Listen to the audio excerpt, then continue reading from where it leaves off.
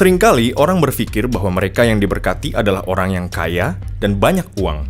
Berkat Tuhan dihubungkan dengan materi, berupa kekayaan atau dengan kedudukan, jabatan atau status sosial.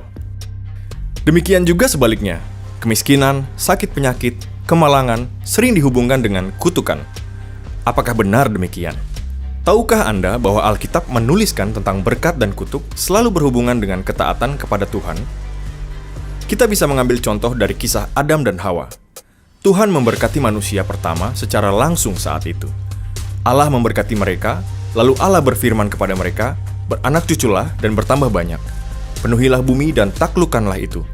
Berkuasalah atas ikan-ikan di laut dan burung-burung di udara, dan atas segala binatang yang merayap di bumi." Kejadian 1 ayat 28.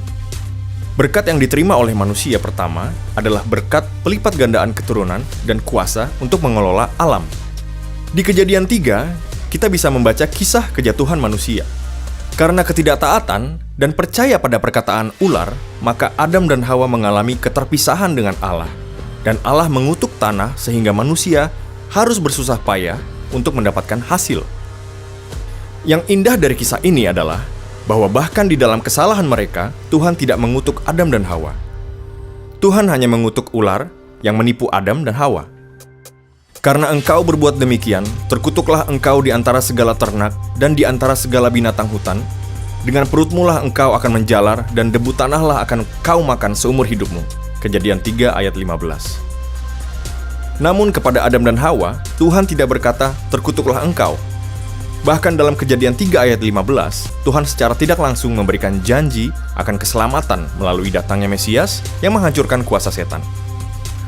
Selanjutnya, Tuhan mengajarkan secara jelas kepada bangsa Israel bahwa berkat dan kutuk berhubungan secara tegak lurus dengan ketaatan atau ketidaktaatan mereka. Sehingga apa yang mereka terima adalah hasil dari keputusan mereka.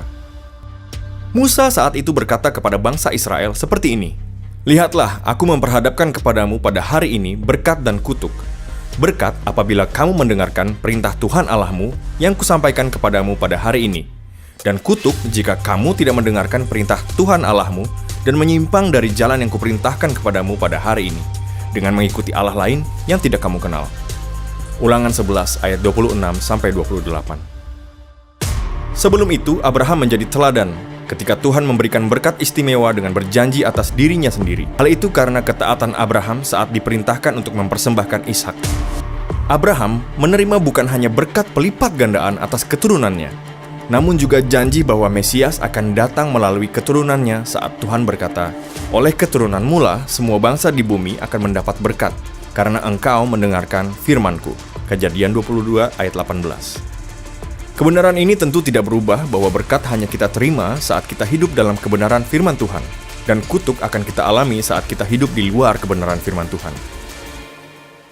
Apakah manusia bisa memberikan berkat dan kutuk? Jawabannya adalah bisa. Alkitab mencatat bagaimana Ishak memberkati Yakub, Kejadian 27 ayat 27-30, dan Yakub memberkati anak-anaknya, Kejadian 47-49. Selain itu, juga Musa memberkati 12 suku Israel, Ulangan 33. Hal serupa dengan kutuk, kita bisa membaca kisah Bileam yang dikenal oleh kemampuannya untuk mengutuk, Bilangan 23-24, atau kisah Elisa mengutuk anak-anak dari Betel karena mengatainya botak, 2 Raja-Raja 2 ayat 23-24. Bahkan Yesus pernah mengutuk pohon ara karena tidak berbuah, Markus 11 ayat 12-26.